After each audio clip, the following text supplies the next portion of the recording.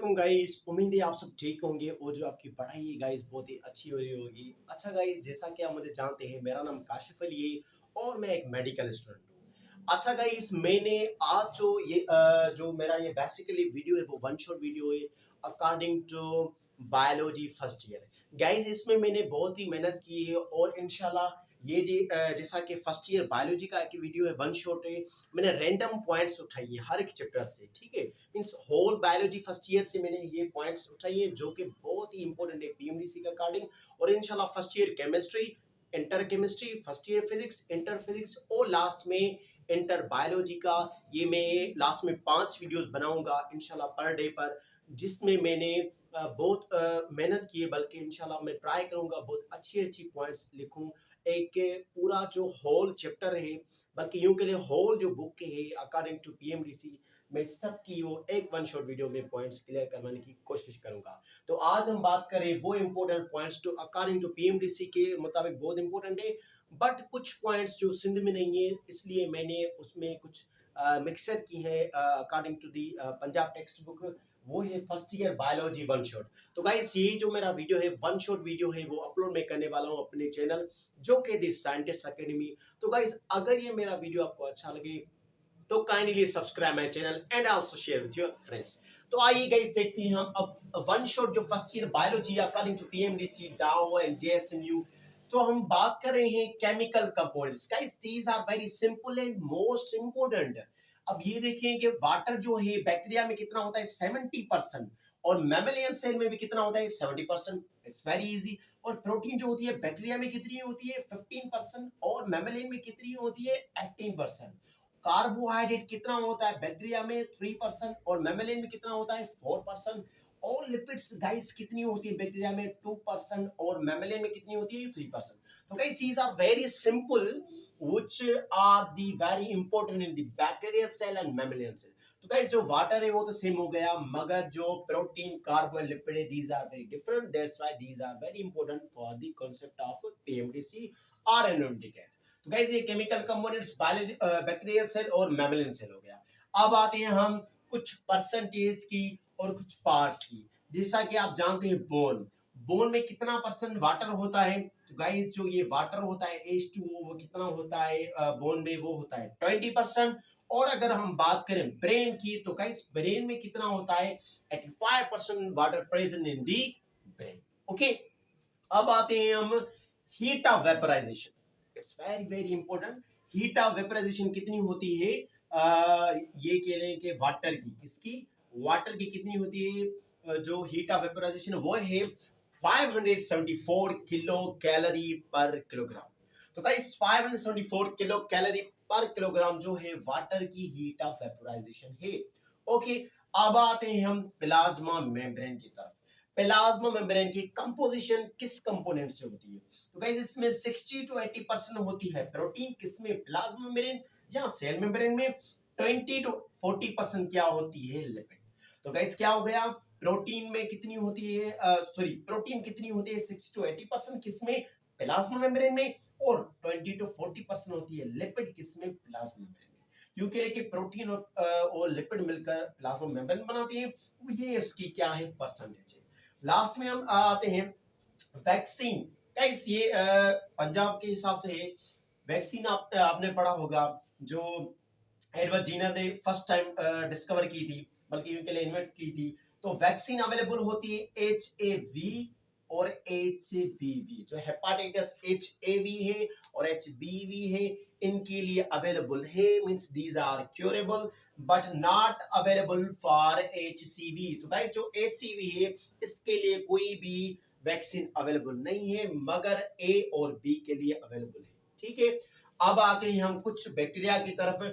Guys, तो कुछ bacteria ऐसे होते हैं जो ऑक्सीजन के प्रेजेंस में होते हैं, कुछ विदाउट ऑक्सीजन, कुछ में ऑक्सीजन होती भी है नहीं भी होती है, और कुछ में कुछ डिफरेंट कंपोजिशन है। जैसा कि सुडोमोनास, ये क्या है, बैक्टीरिया है, मगर कौन सा bacteria, aerobic bacteria. It means it has must require of the oxygen, यूं कह लें कि इसमें गैसेस की नीड होती है। स्पायरोकेटी, इसमें क्या है, एनारोबिक बैक्टीरियम। गाइस, इसमें किसी भी किस्म की ऑक्सीजन की नीड नहीं है।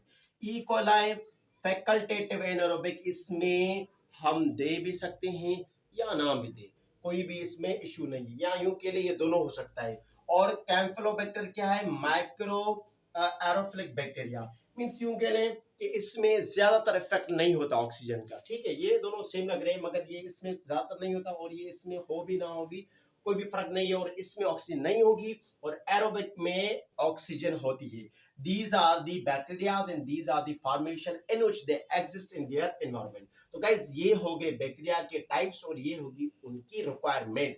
अब आते हैं हम कुछ अलग पॉइंट्स की तरफ।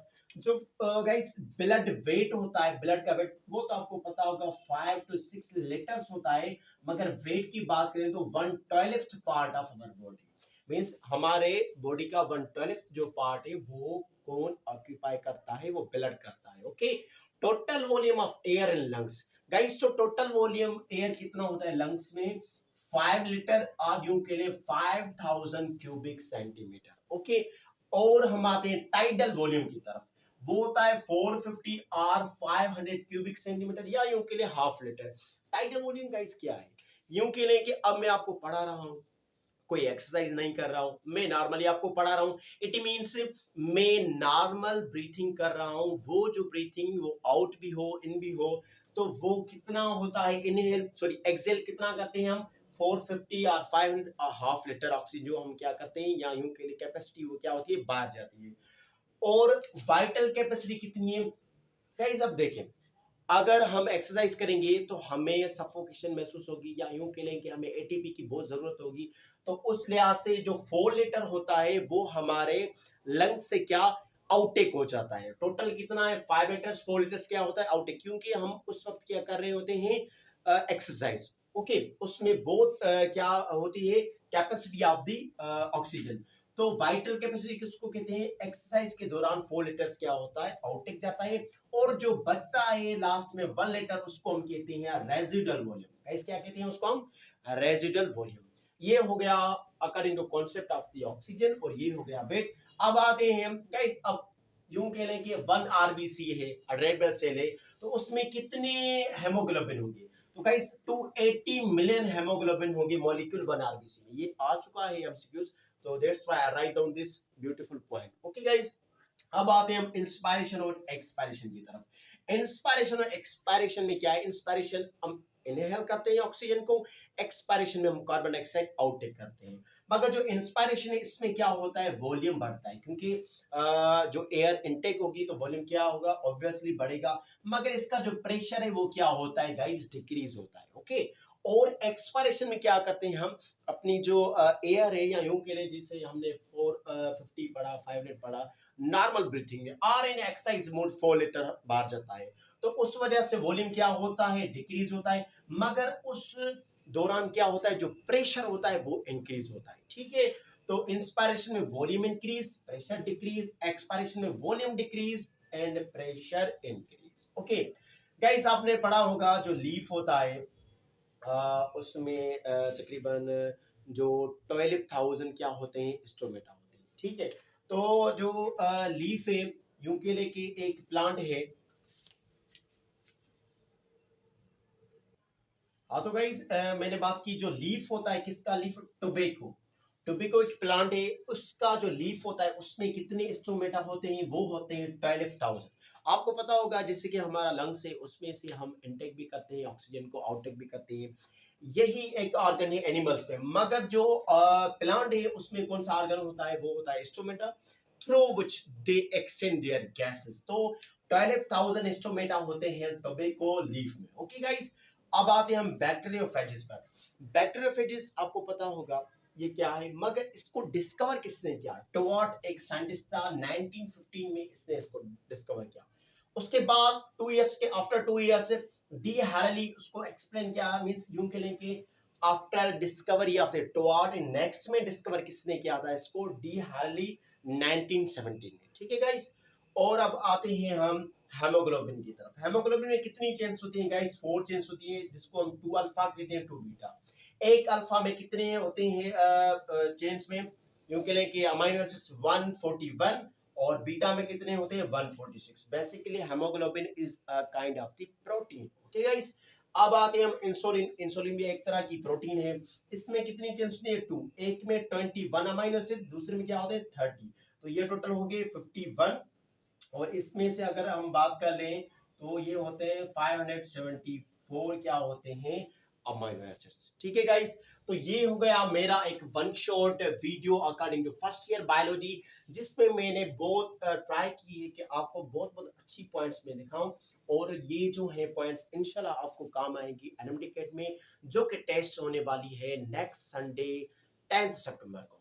तो गाइस, अगर ये मेरा वीडियो आपको अच्छा लगे तो kindly subscribe my channel and also share with your friends, and inshallah I will make those videos which are very beneficial for you guys of NMD Kit. Okay guys, so once again subscribe my channel and also share with your friend.